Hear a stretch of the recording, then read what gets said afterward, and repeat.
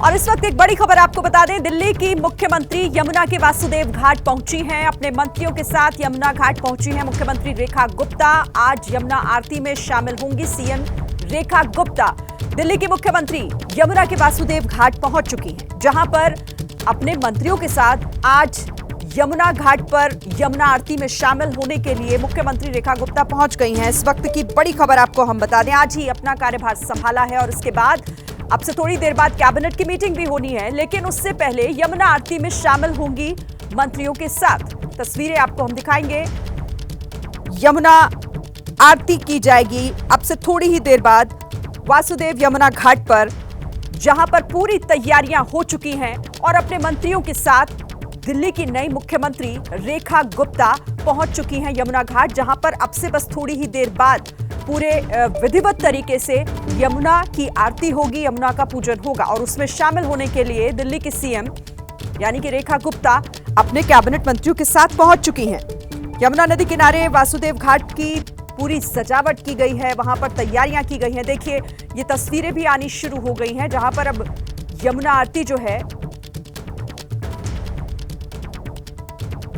उसमें शामिल होने के लिए दिल्ली की मुख्यमंत्री रेखा गुप्ता अपने कैबिनेट मंत्रियों के साथ पहुंच गई हैं। और आइए सीधे आपको लिए चलते हैं यमुना घाट। मेरे सहयोगी बलराम वहीं से हमारे साथ जुड़े हुए हैं। बलराम, जरा बताइए वहां पर इस वक्त क्या हो रहा है? दिल्ली के मुख्यमंत्री अपने कैबिनेट मंत्रियों के साथ वासुदेव घाट पर।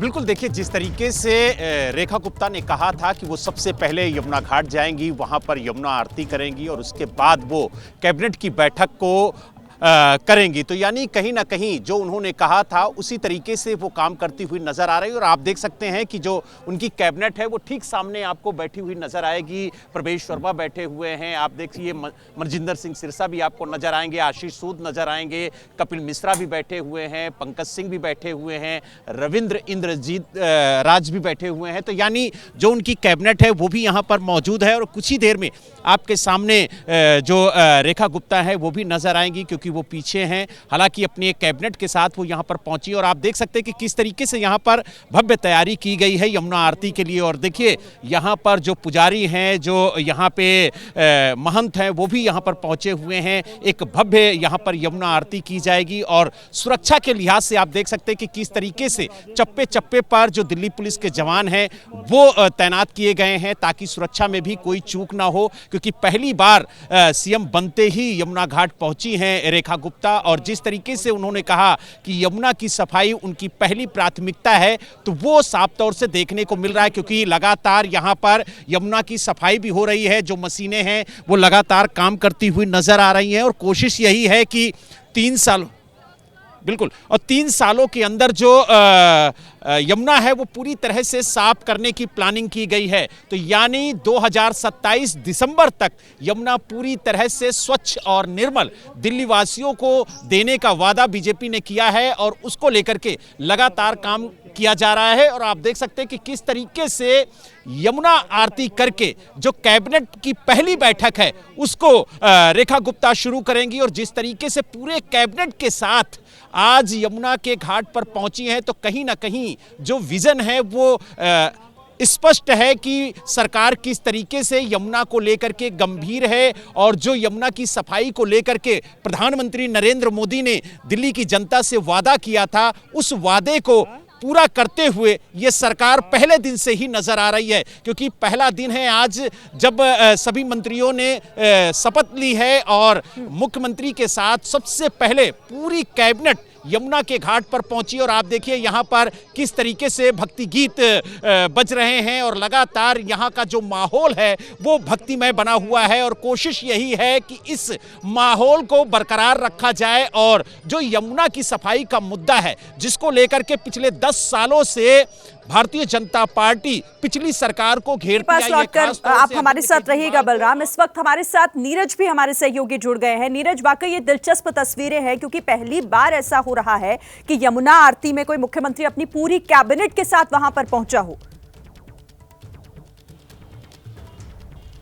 देखिए, राजनीति मैसेज का खेल है, राजनीति में मैसेज ही सब कुछ होता है।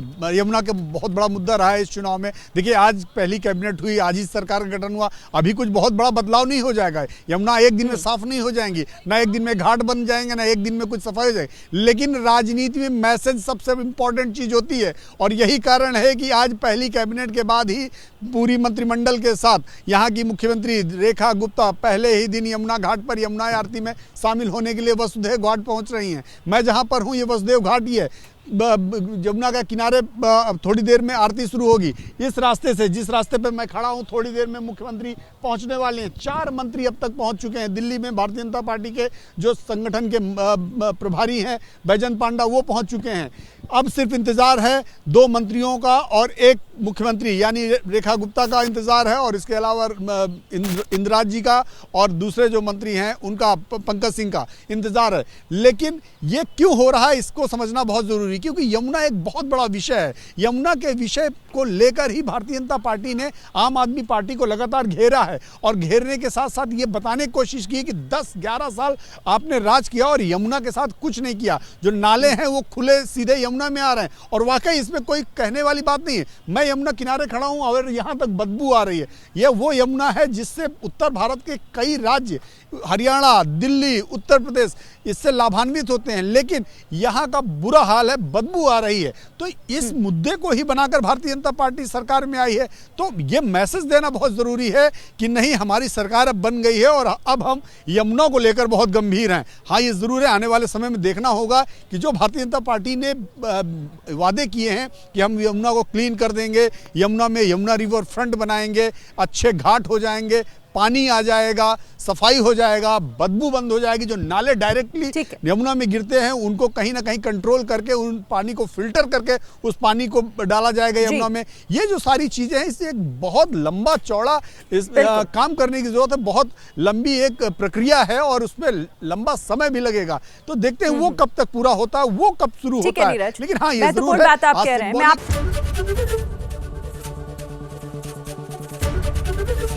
एबीपी गंगा, खबर आपकी, जुबान आपकी।